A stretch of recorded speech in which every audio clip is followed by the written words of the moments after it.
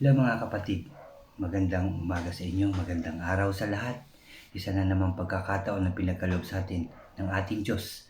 Ngayong araw na to mga kapatid, tayo na naman ay makakapagbasa ng salita ng ating Diyos. Pero bago tayo mag-umpisa, samahan niyo po ako. Mananalangin po muna tayong lahat. Samahan niyo po ako, magsiyuko tayo. Aming Diyos na makapangyarihan sa lahat, maraming salamat po sa umagang ito. Maraming salamat po sa pagkakataon na naman na ipinagkaloob mo sa amin lahat. At maraming salamat na naman Lord sa iyong mga salita na aming mapapakinggan, mababasa at mapapag-aralan. Salamat po Lord sa kaloob mong ito. Lord, buksan mo po palagi ang aming mga puso't isipan upang ito'y lubusan naming maunawaan at maitatak sa kailaliman ng aming mga puso. Samahan mo rin po ako palagi, Lord. Turuan at gabayan sa tuwing magbabasa ako, mag-aaral at mag-share ng iyong mga salita upang, Lord, puro salita mo lamang lumabas sa aking bibig. Lord, inaangkin na po namin ang katagumpayan ng aming gawain ito. Sa tanging pangalan ng aming Panginoong Kristo na aming tagapagligtas, lahat tayo ay magsabi ng Amen and Amen. At ito po ang aking channel.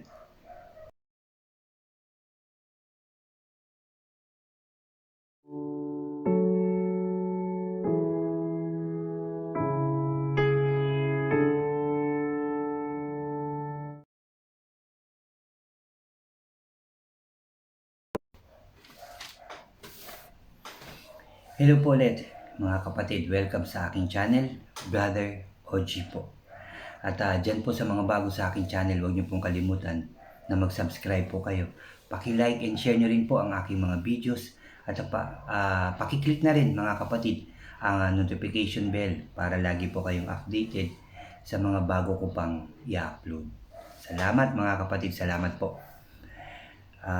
Kahapon ng umaga natapos po natin ang Exodus sa chapter 14 na natapos po natin. At ngayon mga kapatid, nandito na tayo sa Leviticus or Levitico mga kapatid.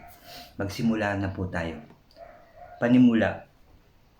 Ang aklat na ito ay naglalaman ng mga tuntunin sa pagsamba at mga seremonya panrelihiyon sa Israel noon. At tuntunin ng mga pari sa pagsagawa nito. Ang pangunahing paksa ng aklat ay ang kabanalan ng Diyos at kung paano nararapat manambahan at mamuhay ang kanyang bayan para manatili ang kanilang kaugnayan sa banal na Diyos ng Israel. Mga kapatid, yan po ang panimula dito sa Levitico. Chapter 1, verse 1, may pamagat po itong kautusan tungkol sa mga handog na sinusunog mga kapatid. Sabi po dito, tinawag ni Yahweh si Moses at mula sa toldang tipan ay sinabi sa kanya, sambahin mo ito. Sabihin mo ito. Sabi niya, sabi ng ating Diyos, sabihin mo ito sa mga Israelita. Kung may paghahandog kay Yahweh, ang dapat niyang ihandog ay baka, tupa o kambing. Baka, tupa o kambing.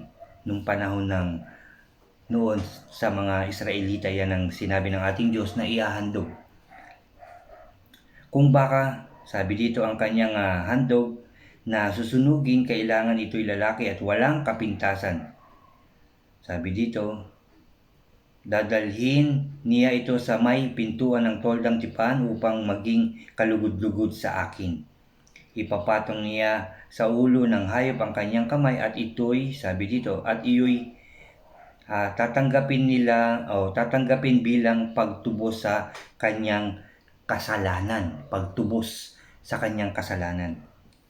Pagkatapos papatayin niya ito sa harapan ko at ang dugo'y ibubuhos ng mga paring mula sa angkan ni Aaron sa palibot ng altar sa may pintuan ng toldang tipan.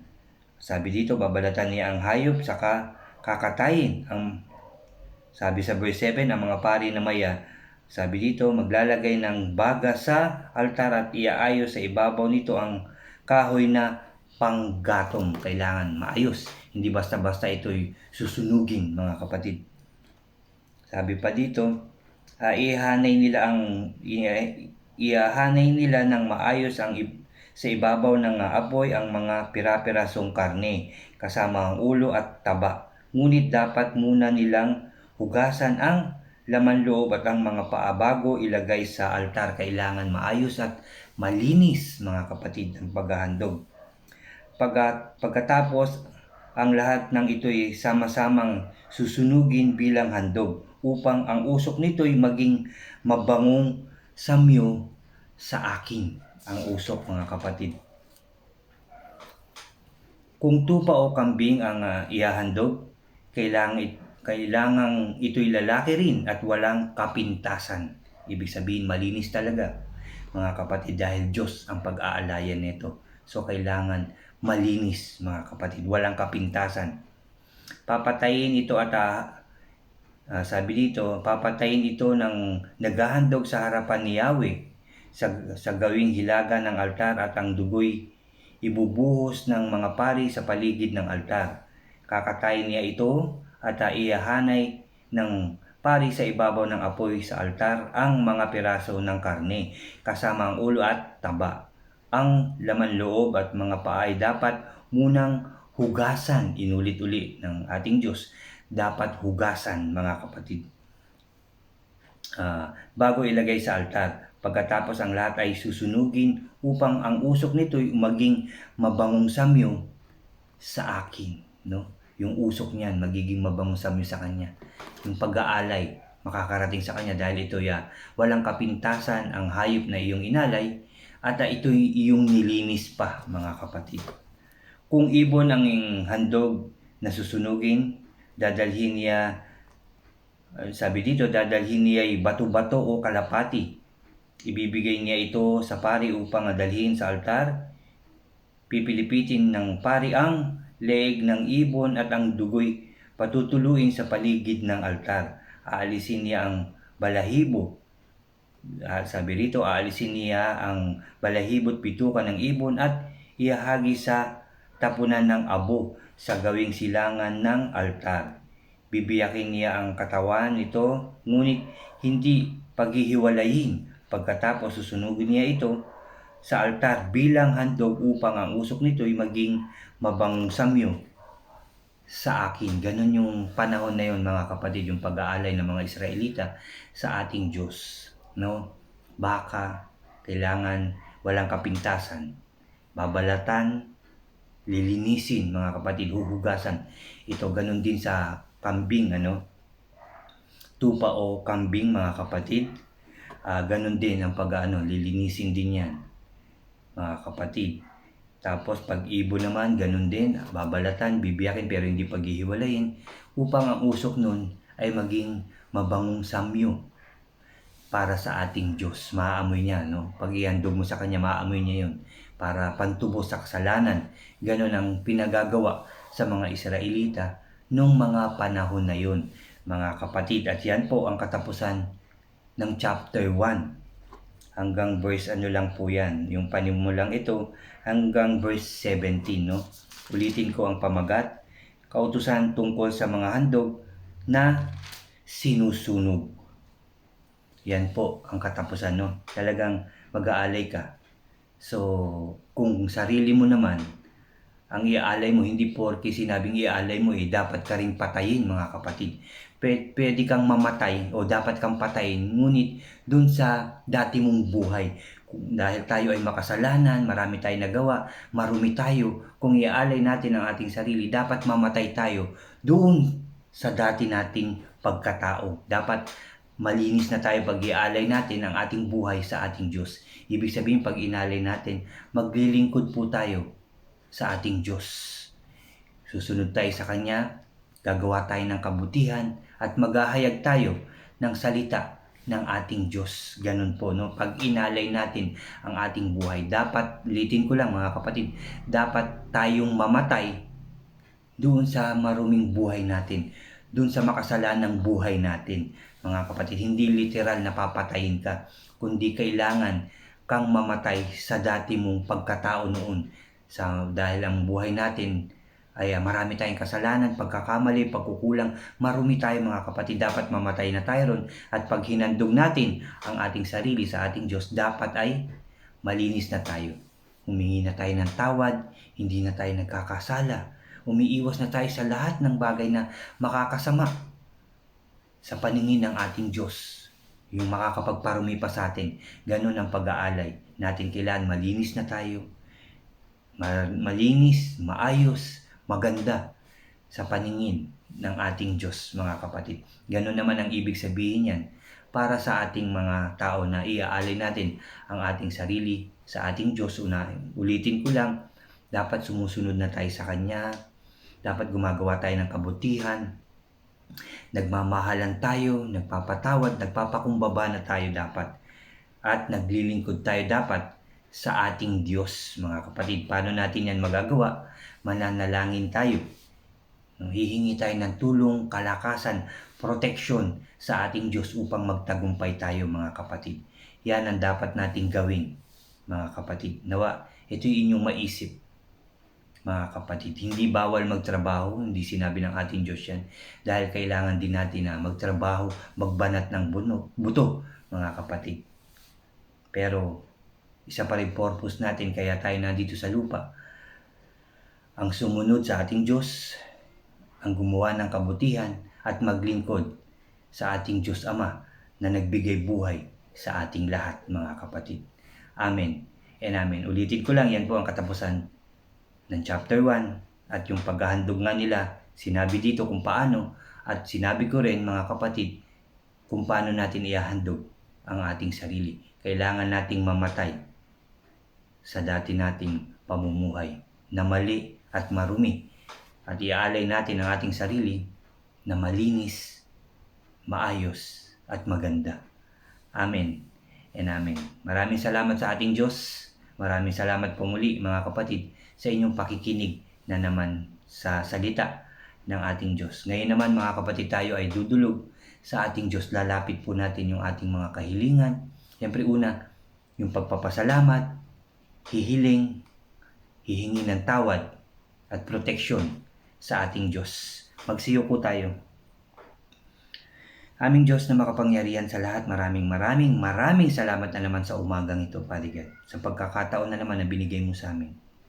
Una, sa paggising ng maayos at malakas ang katawan, Lord, tapos sa iyong mga salita na aming nabasa, napakinggan at napag-aralan na naman, O Lord, salamat sa katalinuhan, kalakasan ng loob at sipag, Lord, upang kami laging makinig, mag-aral ng iyong mga salita, O Diyos. Salamat, Father God. Salamat, Jesus. Salamat, Holy Spirit, O God. Lord, nandito rin kami para humingi ng kapatawaran sa lahat ng aming mga pagkakasala, sa aming mga pagkukulang sa iyo, sa aming mga karumihan, O God, sa aming pag-iisip minsan ng hindi maganda, pagsasalita ng hindi maganda, O God. Patawarin mo po kami lahat, O Diyos. Patawarin mo po kami sa aming mga kasalanan simula noon, simula sa aming mga kanununuan hanggang ngayon, Father God. Naway kami lahat po ay inyong patawarin sa lahat ng aming kasalanang nagagawa, O Diyos. Patawad, Lord. Patawad, Jesus. Patawad, Holy Spirit. Hindi lang ako, hindi lang kami, kundi lahat ng tao, Lord, naway inyong patawarin sa lahat ng aming kasalanan. Salamat, Lord, sa pagdinig mo sa aming mga panalangin. Lord, nagpapasalamat din kami dahil alam namin na aayusin mo na ang bawat bansa. Hindi lang ang Pilipinas, hindi lang ang Hong Kong, Japan, O God, Amerika, hindi lang, kundi lahat ng bansa. Lahat, buong daigdig, Lord. Muli mong aayusin, pasasaganahin at pagtatagumpayin ng mga tao, O God. Magiging maayos na ang aming pamumuhay dahil inalis mo na ang virus na meron ang buong daigdig, O Diyos. In Jesus' name, magiging maayos na ang aming pamumuhay. Magiging masaya, magiging ligtas, masagana at tagumpay. Dahil Lord, dininig mo na ang aming mga panalangin at sinamahan mo na kami. Hindi mo kami pababayaan, O Diyos. Salamat po, Father God, for all the guidance and protection. Sa paglayo mo sa amin sa anumang kapahamakan, karamdaman, tukso at gawa ng kaaway, O God, sa protection na ibinibigay mo sa bawat presidente, sa mga kasamahan nila, sa bawat pamilya namin, sa bawat mahal namin sa buhay, sa aming mga kapatid sa pananampalataya hanggang sa amin, O Diyos. Salamat sa protection, guidance, Lord, kalakasan at katagumpayan na ipinagkakaloob mo sa lahat ng tao, O Diyos. Salamat sa pagkain araw-araw. Salamat sa pera. Salamat sa magagandang bagay. Salamat at may tahanan kami, may bubungan kami na sisilungan, O God, sa tuwing mainit at umuulan. Salamat, Lord, sa lugar na maayos, O God, na ipinagkaloob mo sa amin lahat. Salamat sa buhay na maayos at masagana. Salamat, Father God, sa iyong kabutihan, pagmamahal sa amin sa kabila ng aming mga kasalanan. Salamat at patuloy ka pa rin, Lord. Patuloy mo pa rin kami nililingap, tinitignan, binabantayan. Salamat sa protection pa rin at salamat sa lahat ng blessings, Father God, simula noon hanggang ngayon at sa mga blessings pang ipagkakaloob mo sa lahat ng tao, lalong-lalo na sa lahat ng taong nagbalik loob sa iyo, Lord. Sa mga taong naglilingkod sa iyo, O Diyos. Salamat po sa iyong pag-ibig na hindi nagbabago dahil yan po ang iyong pangako sa amin. Mahal mo po kami lahat, O Diyos. Salamat po. Thank you, Father God. Thank you, Jesus. Thank you, Holy Spirit. Salamat po muli sa lahat. Salamat po, Lord. Salamat po. Muli, Lord, at palagi ka namin pupurihin, sasambahin at dadakilain sa tanging pangalan ng aming Panginoong Kristo. Sa ngalan ng Ama, ng Anak, at ng Espiritu Santo, lahat tayo ay magsabi ng Amen and Amen. Amen po. Amen. Salamat sa ating Diyos. Dininig niya na ang ating panalangin. Salamat sa ating Diyos. Salamat po muli sa inyo, mga kapatid. Salamat po sa inyo. At God bless po sa inyong lahat. God bless po sa ating lahat. Maraming salamat po.